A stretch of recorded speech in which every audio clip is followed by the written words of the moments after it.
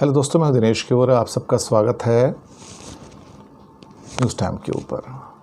प्रज्ञा ठाकुर, वो आप समझ गए होंगे, बीजेपी की वो एमपी भोपाल से जो नाथूराम गोडसे की पुजारी है और गांधी की विरोधी, जिसको बीजेपी ने टिकट दिया था, जिसके ऊपर मोदी जी ने कहा था कि मैं इसको कभी ज़िंदगी में माफ़ नहीं कर पाऊंगा, लेकिन लोकसभा का टिकट ज़रूर दूंगा।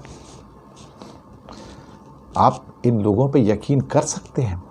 आज वो फिर न्यूज़ में हैं और वो क्या कहती है, ममता का क्या नाम रखा है, बंगाल में राक्षसी ताड़का की सरकार और मुमताज़ का डेमोक्रेसी, मुमताज़ का लोकतंत्र।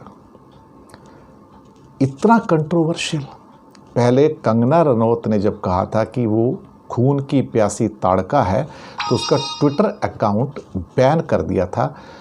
क्या प्रज्ञा ठाकुर का ट्विटर अकाउंट अब बैन करेगा ट्विटर?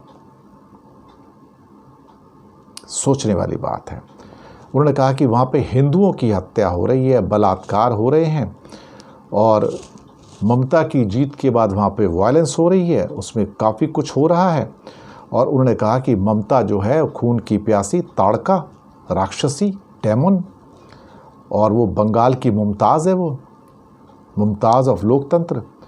और आखिर में लिखते हैं कि वहाँ हिंदुओं की हत्या हो रही है तो टाइम आ गया है कि टिट फॉर टैट करना होगा, यानी कि जैसे को तैसा। तो आप क्या करोगे? मुसलमानों को मारोगे? पहले तो आपको ये नहीं पता कि मुसलमानों ने मारा है नहीं मारा। जब मारा ही नहीं उन्होंने तो बिना मतलब इल्ज़ाम क्यों लगा रहे उनके ऊपर?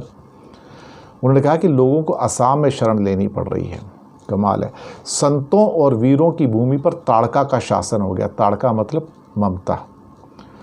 अब कहीं ना कहीं ऐसा लग रहा है कि भारतीय जनता पार्टी से अब ये बर्दाश्त ही नहीं हो रहा है कि ममता वहाँ पर जीत गई है।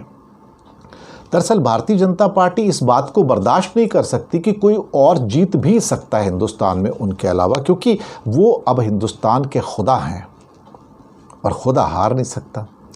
और ये लिखती हैं अपने उसमें ट्विटर में कि छठे शाठ्यम समाचरे, टिट फॉर टैट करना होगा, राष्ट्रपति शासन लगाएंगे, एनआरसी लाना होगा, संतों और वीरों की भूमि पर ताड़का आ गई है, अब तो राम बनना होगा। क्या हाथ है। जय श्री राम। राम का नाम बदनाम कौन कर रहा है? इन जैसे लोग, हिपोक्रेट लोग कर रहे हैं, जिनकी कोई इज्जत नहीं है, कोई औकात नहीं है, और भारतीय जनता पार्टी इनको पाल के रखती है।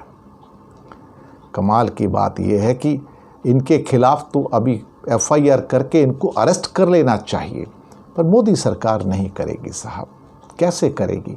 उसने पहले कभी इसको अरेस्ट किया है जो अब अरेस्ट करेगी? लेकिन शर्म आती है, क्योंकि भारतीय जनता पार्टी को तो ऐसे ही लोग चाहिए जो कंट्रोवर्शियल हों, जो सुबह से लेकर शाम तक मुसलमानों के खिलाफ नफ़रत फैलाते रहें, जहर फैलाते रहें। बस इन्होंने फ़ौज खड़ी कर ली है। भारतीय जनता पार्टी कुछ टाइम और रही तो आरएसएस के साथ मिलके, वीएचपी के साथ मिलके हिंदुस्तान का बंटवारा कर देंगे ये लोग, यकीन मानिए। इनकी तो पैदाइश ही हिंदुस्तान का बंटवारा करने के लिए हुई है। इतना जहर घोल दिया इस हिंदुस्तान के अंदर। हिंदुओं को मुसलमानों से लड़वा रहे हैं, हिंदुओं को सिखों से लड़वा रहे हैं। शर्म आती है कि इन जैसे लोग यहाँ पर हिंदुस्तान के अंदर हैं। शुक्रिया।